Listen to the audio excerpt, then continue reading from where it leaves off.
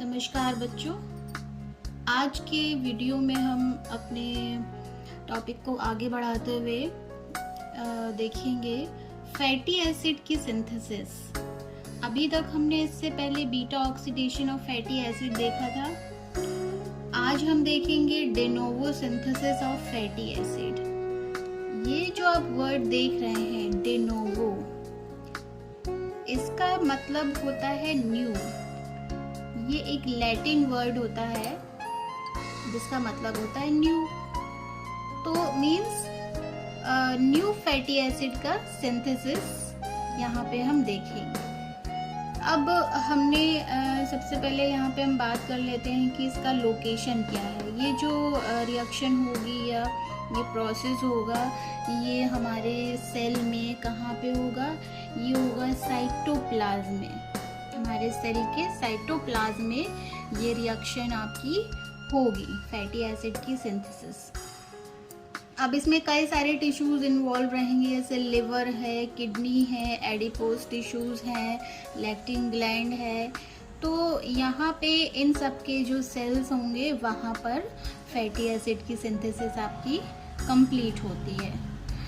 यहाँ पे अगर हम बात करें कि फैटी एसिड जो है ये कैसे बनता है या कैसे हमारी बॉडी में ये एक्यूमुलेट होता है, तो यहाँ पे क्या है, excess amount of carbohydrate and protein from the diet can be converted to fatty acids and stored as ट्राइएसाइल ग्लिसरॉल्स।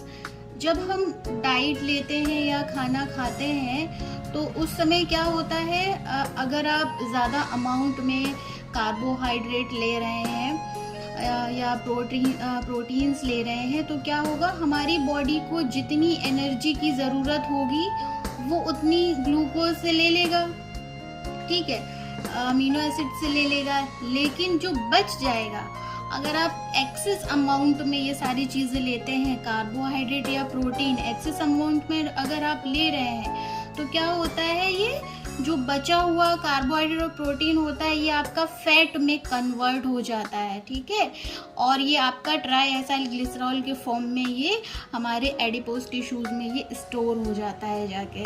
तो इसीलिए जो भी डॉक्टर्स होते हैं बोलते हैं कि आप अपनी डाइट को कंट्रोल में रखें। क्यों बोलते हैं? इसीलिए बोलते हैं कि ज़्यादा कोई भी चीज़ एक्सेस अमाउंट में नहीं लेनी है हमें। जो कार्ब होता है वो कार्ब अगर एक्सेस अमाउंट में हमारी बॉडी में है तो उससे फैट बनता है। अब यहाँ पे हम इसके सिंथेसिस की स्टेप्स की बात करें कि जो फैटी एसिड की जो सिंथेसिस होती है वो कितने स्टेप में होती है, तो टोटल यहाँ पे 3 स्टेप हैं। 3 स्टेप्स में ये पूरी जो सिंथेसिस है, ये प्रोसेस है, ये कंप्लीट होती है। फर्स्ट स्टेप जो है वो होती है आपकी production of acetyl coenzyme A and NADPH। First step में आपका एसिटाइल कोएंजाइम ए और NADPH का प्रोडक्शन होता है यहाँ पे, ठीक है। सेकेंड स्टेप में होता है conversion of acetyl coenzyme A to malonyl coenzyme A. Means यहाँ पे जो एसिटाइल कोएंजाइम ए बना था ये आपका किस में कन्वर्ट हो जाता है? सेकेंड स्टेप में मेनोलाइन कोएंजाइम ए में ये कन्वर्ट हो जाता है। थर्ड स्टेप में क्या होता है आपका reactions of fatty acid synthase complex. अब ये जो वर्ड आप देख रहे हैं फैटी एसिड सिंथेस कॉम्प्लेक्स, ये जो है ये आपका यहाँ पर पूरी प्रोसेस कंप्लीट होती है फैटी एसिड सिंथेसिस की। सारी रिएक्शंस इसी कॉम्प्लेक्स में आपकी होती हैं। तो चलिए हम स्टेप वाइज स्टेप आगे बढ़ते हैं फैटी एसिड के सिंथेसिस की तरफ। तो यहाँ पे अभी हम डिस्कस करने जा रहे हैं step 1 means transport of acetyl CoA and NADPH, और कह सकते हैं production of acetyl coenzyme A and NADPH। तो यहाँ पे अगर आप ध्यान दें तो हमने जब बीटा ऑक्सीडेशन देखा था, बीटा ऑक्सीडेशन कहाँ पे होता था? माइटोकॉन्ड्रिया में होता था। तो ये है आपकी माइटोकॉन्ड्रिया। यहाँ पे बीटा ऑक्सीडेशन हो रहा है ठीक है, तो जब ऑक्सीडेशन होगा, ये जो पायरुवेट आप देख रहे हैं, पायरुवेट, ये पायरुवेट आपका क्या होता है, ये आपका एसिटाइल कोएंजाइम ए और ऑक्जेलो एसीटेट बनाता है। कब बनाता है? दो कंडीशन है इसमें। अगर पायरुवेट के साथ आपका पीडीएच यानी पायरुवेट डिहाइड्रोजिनेज एंजाइम पार्टिसिपेट करता है तो तब आपका एसिटाइल कोएंजाइम ए बनता है, और अगर पायरुवेट के साथ पायरुवेट कार्बोक्सिलेज एंजाइम पार्टिसिपेट करता है तब बनता है आपका ऑक्जेलो एसीटेट। ठीक है, अब यहाँ पे ये जो एसिटाइल को एंजाइम ए है ये पायरुवेट से तो बनता है, इसके साथ साथ ये आपका अमीनो एसिड से भी बनता है और फैटी एसिड से भी बनता है। ठीक है, इस बात को याद रखना। ये जो एरो है, मैंने ये 3 एरो इसीलिए लगाए हैं, ये इन तीनों एरो का मतलब है कि एसिटाइल कोएंजाइम ए आपका अमीनो एसिड, ये AAS का मतलब है अमीनो एसिड, तो यहाँ पे ये अमीनो एसिड से भी बनता है और फैटी एसिड से भी बनता है, और आपका पायरुवेट से तो बनता ही बनता है। तो ये यहाँ पे आपका एसिटाइल कोएंजाइम ए बन गया। और ऑक्जेलो एसीटेट आपका किससे बन रहा है? डायरेक्ट पायरुवेट से बन रहा है, जो हमने अपना उसमें TCA साइकिल में देखा था जो बनता था। अब यहाँ पे हम देखते हैं कि आगे फर्दर इसमें क्या होगा। ये जो आपके एसिटाइल कोएंजाइम ए है और ऑक्जेलो एसीटेट है, ये दोनों मिल करके क्या बनाएंगे? ये बनाएंगे आपका सिट्रेट। ठीक है, सिट्रेट ये बनाएंगे किस एंजाइम की प्रेजेंस में? सिट्रेट सिंथेज एंजाइम की प्रेजेंस में।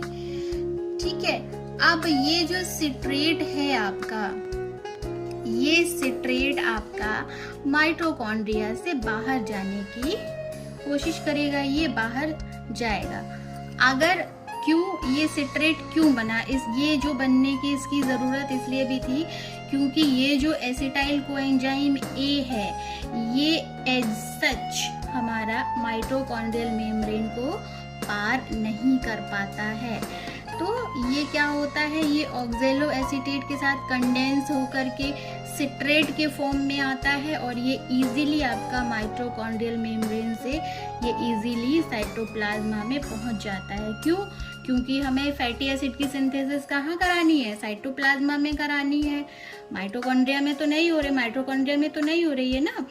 तो ये क्या होगा, माइटोकॉन्ड्रिया में तो ये सारे हो रहे हैं, आपका TCA साइकिल होता है ना, तो ये सारा होता है, बीटा ऑक्सीडेशन होता है, ये सब होता है। लेकिन ये क्या होता है, फैटी एसिड की सिंथेसिस कहाँ होती है? आपकी साइटोप्लाज्मा में होती है। तो एसिटिल कोएंजाइम ए को साइटोप्लाज्मा में हमें लेके जाना है। तो क्योंकि हमने क्या बताया था, माइटोकॉन्ड्रियल मेम्ब्रेन जो होती है आपकी एज सच ये परमिएबल नहीं होती है, तो इसीलिए ये क्या होता है, ये सिट्रेट के फॉर्म में आता है और सिट्रेट के फॉर्म में जब ये आता है तो ये फ्री हो जाता है मूव करने के लिए माइटोकॉन्ड्रियल मेम्ब्रेन से आपका साइटोप्लाज्मा में पहुंचने के लिए। अब ये देखो, ये सिट्रेट हमारा बाहर आ चुका है माइटोकॉन्ड्रिया से। अब ये सिट्रेट क्या होगा, सिट्रेट यहाँ पे टूट जाएगा 2 पार्ट में, जिससे बना था, किससे बना था, एसिटाइल कोएंजाइम ए से बना था और ऑक्जेलो एसीटेट से बना था। तो ये टूट जाएगा, तो ये एसिटाइल कोएंजाइम ए हुआ और ये आपका ऑक्जेलो एसीटेट हो गया। ऑक्जेलो एसीटेट अलग हो गया और एसिटाइल कोएंजाइम ए आपका ये अलग हो गया। और ऑक्जेलो एसीटेट का क्या होगा फर्दर? ऑक्जेलो एसीटेट आपका फर्दर मैलेट बनाएगा और मैलेट आपका फर्दर पायरुवेट में कन्वर्ट हो जाएगा और यही पायरुवेट फिर से आपका कहाँ चला जाएगा, माइटोकॉन्ड्रिया में। तो ये साइकिल इस तरह से पूरी प्रॉपर चलती रहती है। अब यहाँ पे जो एसिटाइल कोएंजाइम ए है, अब ये जो एसाइल मेलोनाइल एंजाइम है इसका कर देंगे हम डीकार्बोक्सिलेशन। तो यहाँ से ये जो CO2 है, ये CO2 यहाँ से ये निकल जाएगा और ये किसमें कन्वर्ट हो जाएगा, ये कन्वर्ट हो जाएगा आपका बीटा कीटो एसाइल ACP में। क्यों? क्योंकि ACP के साथ ये क्या जुड़ गया है, ACP के साथ हमारा क्या हुआ है, आप यहाँ पे देख सकते हैं कि यहाँ पे हमने ये यहाँ पे CO2 निकाल लिया है, ठीक है। और CO2 निकालने के बाद यहाँ पे क्या किया है, ये जो सिस्टीन पे ये जो कार्बन लगे थे, ये 2 कार्बन यानी कि C डबल बॉन्ड O और CH3, ये यहाँ से हट करके इसी ACP के पास आ जाएंगे। ये देखो आ गए यहाँ पे, ये जुड़ गए हैं यहाँ पे, तो ये एक पूरी कार्बन चेन बन गई है। ये है अल्फा कार्बन, ये है बीटा कार्बन, तो इसीलिए इसका नाम हमने दिया हुआ है बीटा कीटो, क्योंकि बीटा कार्बन है ना और यहाँ पे कीटो ग्रुप है, तो क्या हो गया बीटा कीटो एसाइल ACP के साथ ये जुड़ा हुआ है, और इसमें जो एंजाइम पार्टिसिपेट करेगा वो होगा beta keto acyl synthase. Okay, अब ये कंपाउंड हमारा बन चुका है। अब क्या होगा, अब हमें क्या करना है कि यहाँ पे अब आगे फर्दर क्या होगा, इसमें हाइड्रोक्सिल ग्रुप यहाँ पे हमें जोड़ना है। तो कैसे जोड़ेंगे, यहाँ पे हम रिडक्शन हमको करना है। रिडक्शन करने के लिए क्या करेंगे, यहाँ पे हम एक हाइड्रोजन यहाँ जोड़ेंगे, एक हम यहाँ पे जोड़ेंगे, ठीक है। तो इसमें हमें एंजाइम की ज़रूरत पड़ेगी, beta keto acyl reductase enzyme की। तो चलो इस एंजाइम का हम यहाँ पे यूज़ करते हैं, और उसके साथ साथ NADPH की भी ज़रूरत हमें पड़ेगी, और ये NADPH किस में कन्वर्ट हो जाएगा, NAD+ में। और यहाँ पे जब रिडक्शन होता है तो सबको मालूम है कि हाइड्रोजन ऐड होते हैं, तो यहाँ पे ऐड हो गए, एक यहाँ पे हो गया और एक यहाँ पे हो गया आपका ये यहाँ पे, सॉरी यहाँ पे ये ऐड हो गए, और इसका नाम होगा बीटा हाइड्रोक्सी एसाइल ACP। अब क्या करना है हमें, यहाँ से अब हमें H2O रिमूव करना है। H2O रिमूव कैसे होगा, ये हाइड्रोजन और ये ऑक्सीजन और यहाँ से एक हाइड्रोजन, तो ये H2O हो गया। ये H2O यहाँ से हम रिमूव कर देंगे, और इसमें कौन सा एंजाइम पार्टिसिपेट करेगा, बीटा हाइड्रोक्सी एसाइल डिहाइड्रेटेज। अब इसमें से हमने H2O रिमूव कर दिया है, तो हमें क्या मिला, यहाँ पे डबल बॉन्ड आ जाएगा, है ना। यहाँ से अगर OH हट जाएगा और यहाँ से एक H हट जाएगा, तो यहाँ पे इन दोनों कार्बन के बीच में डबल बॉन्ड आ जाएगा, और इसका नाम क्या होगा, ट्रांस इनोइल ACP। तो अब ये जो ट्रांस इनोइल ACP हमारा बना है, अब हमें क्या करना है, अब ये डबल बॉन्ड तोड़ना है हमें। अब ये डबल बॉन्ड, चलिए हम इनको तोड़ देते हैं। तो इन डबल बॉन्ड को तोड़ने के लिए हमें क्या करना पड़ेगा, इसमें एक एंजाइम हमें लाना पड़ेगा जिसका नाम है इनोइल रिडक्टेज, यानी फिर से इसमें रिडक्शन कर देंगे। तो एक H यहाँ जोड़ देंगे, एक H यहाँ जोड़ देंगे, तो ये बॉन्ड एक टूट जाएगा। तो यहाँ पे क्या, सब में सारे कार्बन में सिंगल बॉन्ड आ जाएंगे। ये देखिए यहाँ पे ये बन चुका है, और इसका नाम क्या होगा, एसाइल ACP। अब क्या होगा, ये हमारे पास ये चेन हमें मिल गई है। ये जो चेन है ना फैटी एसिड की हाइड्रोकार्बन चेन, ये हमें यहाँ पे मिल चुकी है। अब क्या होगा कि ये अभी ACP पे लगी है, ठीक है। अब ये जो चेन है ये आपकी कहाँ ट्रांसफ़र होगी, सिस्टीन के पास। तो चलो इस पे ट्रांसफ़र कर देते हैं। तो इसको हम सिस्टीन पे ट्रांसफ़र करेंगे तो ACP की साइड वेकेंट हो जाएगी, वेकेंट हो गई है यहाँ पे, है ना। तो इसमें क्या हो रहा है, जो कंपाउंड बनता है इस कंपाउंड का नाम होता है क्या, एसाइल सिस्टीन एंजाइम बोल सकते हैं इसको, बिल्कुल बोल सकते हैं। तो इस तरह से ये साइकिल हमारी जो है ये चलती रहती है। एक साइकिल ये अभी हुई है, इसी तरह से 6 टाइम ये साइकिल और चलेगी। तो टोटल 7 बार ये आपकी जो साइकिल है ये चलती है। 6 मोर साइकिल यहाँ पे आपकी चलेंगी। इस तरह से क्या होता है, यहाँ पे मान लो अगर टोटल 7 हम यहाँ पे 7 बार अगर ये साइकिल हम चलाएं, तो क्या होगा, ये इस तरह से हमें ये यहाँ पे एक कार्बन चेन मिल जाएगी। यानी हमें क्या चाहिए था, पाल्मिटिक एसिड बनाना था ना हमें, पाल्मिटेट। तो पाल्मिटेट में कितने कार्बन होते हैं, 16 कार्बन। तो चलो ये बन गए 13 कार्बन ये हैं आपके, ठीक है, 14, 15 और ये 16 हो गए 16 कार्बन। अब लेकिन ये कार्बन चेन हमारी किससे अटैच है, ACP के साथ अटैच है। अब हमें इसको क्या करना है, इसको अलग करना है। तो अलग करने के लिए क्या करेंगे, थायोएस्टरेज एंजाइम आएगा, जो हमने अभी देखा था, ये रिलीजिंग एंजाइम होते हैं। तो ये क्या करेगा, थायोएस्टरेज यहाँ से इसको ये आपका ये इसको ब्रेक कर देगा, इसको ब्रेक कर देगा। तो ये जो फैटी एसिड सिंथेस कॉम्प्लेक्स था ये अलग हो जाएगा और पाल्मिटेट जो है हमें ये यहाँ पे मिल जाएगा, जिसकी हमें रिक्वायरमेंट थी। ओके, तो ये जो प्रोसेस है फैटी एसिड सिंथेसिस की, ये यहाँ पे कंप्लीट होती है। तो यहाँ पे हमारा जो एम था, गोल था, एसिटाइल कोएंजाइम A बनाने का और NADPH बनाने का। तो दोनों चीज़ें हमें यहाँ पे मिल जाती हैं। ये देखो यहाँ पे हमें NADPH भी मिल चुका है और यहाँ पे हमें एसिटाइल कोएंजाइम A भी मिल चुका है। अच्छा, यहाँ पे एक चीज़ और है, NADPH के साथ साथ यहाँ पे CO2 भी बनता है, ठीक है। दो चीज़ें यहाँ से लिबरेट होंगी, NADPH प्लस CO2।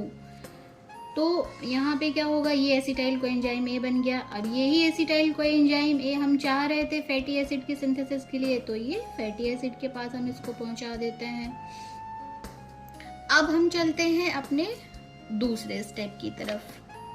तो जो दूसरा स्टेप है हमारा, दूसरा स्टेप था formation of malonyl coenzyme A from acetyl coenzyme A। Means हमने यहाँ पे ये जो एसिटाइल कोएंजाइम A बनाया था, ये एसिटाइल कोएंजाइम A किसका प्रोडक्शन करेगा, किसकी फॉर्मेशन करेगा, मेलोनाइल कोएंजाइम A की। तो देखते हैं कैसे करता है। ये हमने यहाँ पे एसिटाइल कोएंजाइम A लिया और एसिटाइल कोएंजाइम A आपका कन्वर्ट हो जाता है मेलोनाइल कोएंजाइम A में, in the presence of acetyl coenzyme A carboxylase enzyme. लेकिन उसके साथ साथ यहाँ पे क्या होता है, ATP का यूज होता है, एनर्जी लगती है ना आपकी। तो इसमें आपका ये जो कार्बन डाइऑक्साइड यहाँ पे बना था, आपका ये कार्बन डाइऑक्साइड बना था ना, यहाँ पे लिबरेट हुआ था, ये यहाँ पे क्या होगा, सेकेंड स्टेप में इसका फिक्सेशन होगा। ये आपका आएगा और ये कहाँ फिक्स हो जाएगा, मेलोनाइल कोएंजाइम A में आपका ये आ जाता है। और ये जो आप देख रहे हैं ना, ये यहाँ पे आके ये जुड़ गया, तो इसने क्या बना लिया, मेलोनाइल कोएंजाइम A। तो यहाँ पे ये दूसरी स्टेप तो इजी है, समझ में आ गई होगी। फर्स्ट स्टेप भी इजी थी। अगर आप लोगों को समझ में ना आए, थोड़ा कॉम्प्लिकेटेड है, तो आप इसको वीडियो को रिवाइंड कर करके आप समझ सकते हैं। तो अब चलते हैं हम अपने थर्ड स्टेप की तरफ। तो यहाँ पे हमारा थर्ड स्टेप है। थर्ड स्टेप में हमने क्या देखा था, reactions of fatty acid synthase complex. अब ये जो कॉम्प्लेक्स है जिसकी हम बात कर रहे थे, फैटी एसिड सिंथेस कॉम्प्लेक्स, ये उसका मैंने पूरा यहाँ पे डायग्राम बनाया हुआ है। ये जो कॉम्प्लेक्स होता है ये मल्टी एंजाइम कॉम्प्लेक्स होता है आपका, और ये 7 एंजाइम एक्टिविटी कॉम्प्लेक्स भी होता है। इसमें कई सारे एंजाइम होते हैं जो अपनी अलग अलग एक्टिविटी शो करते हैं। अच्छा, यहाँ पे ये जो डायग्राम आप देख रहे हो, ये जो डायग्राम है, ये मैंने क्या किया है, ये डाइमर में होता है, डाइमर। तो इसके जो अलग अलग यूनिट हैं, यानी कि 2 आइडेंटिकल मोनोमर यूनिट है, एक आपका मोनोमर ये हो गया, दूसरा मोनोमर ये हो गया। तो ये जो फर्स्ट मोनोमर होता है ये सेकेंड मोनोमर के आपका क्या होता है, जस्ट आपका अपोजिट जुड़ा रहता है उसका, है ना। अब देखो यहाँ से जैसे ये जो हमारे ये जो ACP है, यानी ACP का क्या फुल फॉर्म है, एसाइल कैरियर प्रोटीन, ठीक है। तो इसमें आपका जो फंक्शनल ग्रुप या बोल सकते हैं ये जो ग्रुप लगा हुआ है कौन सा लगा है, 4-फॉस्फोपेंटेथीन, और उसके साथ साथ सल्फ हाइड्रल ग्रुप भी लगा है।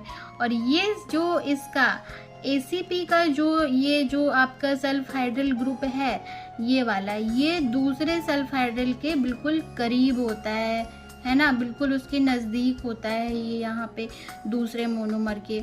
और दूसरे मोनोमर में ये जो आपका सल्फ हाइड्रल ग्रुप होता है ये किससे जुड़ा होता है, सिस्टीन से। कीटो एसाइल सिंथेज ये जो एंजाइम है इसका ये जो सिस्टीन रेसिड्यू है इसमें ये सल्फ हाइड्रल आपका ये इस तरह से जुड़ा हुआ होता है ना। तो ये आपके इस तरह दोनों मोनोमर ही आपस में इस तरह से जुड़े हुए रहते हैं। अब इसमें अगर ये जो मैंने ये जो लाइन ये डिवाइड की है इसका मतलब ये है कि अगर मान लो हम इसको यहाँ से इन दोनों मोनोमर को अगर अलग कर दें, यानी डाइमर को अगर हम तोड़ दें, है ना, तो अगर इनको हम तोड़ देंगे तो इनका कोई फंक्शन नहीं रह जाएगा, क्योंकि ये दोनों क्या होते हैं, ये क्योंकि डाइमर होते हैं तो ये जब एक साथ होते हैं तभी ये फंक्शन कर पाते हैं। अगर आप इनको तोड़ देंगे, अलग अलग कर देंगे, ठीक है, तो इनका कोई भी फंक्शन नहीं होगा, ये कोई भी एक्शन शो नहीं करेंगे। तो ये जो 3 एंजाइम आप देख रहे हैं, कीटो acyl synthase, acetyl transacylase, malonyl transacylase, ये जो है ना ये इनको कहते हैं हम कंडेंसिंग एंजाइम। और इस तरफ जो एंजाइम होते हैं आपके जो येलो कलर में है, डिहाइड्रेटेज, इनोनाइल रिडक्टेज, कीटो एसाइल रिडक्टेज, थायोईस्टरेज, ये सब क्या है आपके, ये थायोईस्टरेज को भी छोड़ देते हैं, ये रिलीजिंग एंजाइम है। ये इतने एंजाइम क्या है आपके, ये रिड्यूसिंग एंजाइम है। उसी तरह यहाँ ऐसे नीचे यहाँ पे इनको भी हम डिनोट कर सकते हैं, ठीक है। अब चलिए हम अब देखते हैं कि इनमें कैसे रिएक्शंस होती हैं। चलिए अब हम इनकी रिएक्शंस देखें कि फैटी एसिड सिंथेज में कैसे किस तरह से रिएक्शंस हो रही हैं। तो फैटी एसिड सिंथेज में हमने क्या देखा था कि यहाँ पे 2 सल्फ हाइड्रल ग्रुप होते हैं, एक आपका सिस्टीन के साथ जुड़ा होता है, दूसरा ACP के साथ जुड़ा होता है। ACP means acyl carrier protein, ठीक है। अब क्या होता है कि आपका ये जो है एसिटाइल कोएंजाइम A, ये जो है इसको हम कार्बन एटम का सोर्स भी कह सकते हैं, क्योंकि क्या होता है ये एसिटाइल कोएंजाइम A अपने 2 कार्बन डोनेट कर देता है किसको, फैटी एसिड सिंथेज को। तो यहाँ पे एसिटाइल कोएंजाइम A यहाँ पे देखो ये 2 कार्बन यहाँ से ये इसके निकल जाएंगे, और ये जैसे है ना COCH3, ये आपका यहाँ पे 2 कार्बन है, एक ये, तो इन दोनों को यहाँ से हटा दो और कहाँ पे जुड़ जाएगा, ये ACP के साथ जुड़ जाएगा। तो ACP के साथ जुड़ेगा और कौन सी जगह वेकेंट रहेगी, सिस्टीन वाली, ये जगह भी वेकेंट रहेगी, और ACP के साथ ये 2 कार्बन जो एसिटाइल कोएंजाइम A से आए हैं ये जुड़ जाएंगे, और कोएंजाइम A जो है ये यहाँ से रिमूव हो जाएगा, ठीक है। तो ये जो प्रोडक्ट बनेगा इसका क्या नाम हम रख सकते हैं एसिटाइल कोएंजाइम A ACP, ठीक है। अब क्या होगा कि अब इस एसिटाइल का क्या होगा, अब सिस्टीन पे ट्रांसफर करेंगे हम। तो चलो इसको हम ट्रांसफर कर दें।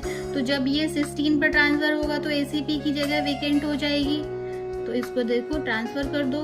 ACP से कहाँ पे ट्रांसफर कर देंगे, सिस्टीन पे कर देंगे, ये सिस्टीन पे आ गया, ठीक है, और ACP की जगह वेकेंट हो गई। अब क्या करेंगे कि यहाँ पे हमारा जो स्टेप 1 है, ये स्टेप 1 यहाँ तक होता है, इसके बाद हमारा स्टेप 2 शुरू होता है। तो स्टेप 2 में क्या होता है, ये मेलोनाइल कोएंजाइम A आता है, ये अटैक करता है और इसके कार्बन एटम आके यहाँ पे आपके कहाँ पे ACP की जगह जो वेकेंट थी ना, उस पे आके ये जुड़ जाते हैं और इसका कोएंजाइम A का ये जो ग्रुप है ये यहाँ से अलग हो जाएगा, रिलीज हो जाएगा और ये क्या बना लेगा, ये बना लेगा एसाइल मेलोनाइल एंजाइम। कैसे बना, देखो ये जो ACP की जगह ये जो वेकेंट थी, इस पे हमने क्या किया है, मेलोनाइल कोएंजाइम A में से क्या किया है, कोएंजाइम A ये इसको अलग कर दिया है और ये कार्बन चेन हमने यहाँ पे इस पे जोड़ दी है SH उठा के और इसका नाम हो गया है एसाइल मेलोनाइल एंजाइम। तो इसमें जो एंजाइम पार्टिसिपेट करता है उसका नाम क्या होता है, मेलोनाइल ट्रांस एसाइलेज। ठीक है, अब ये जो एसाइल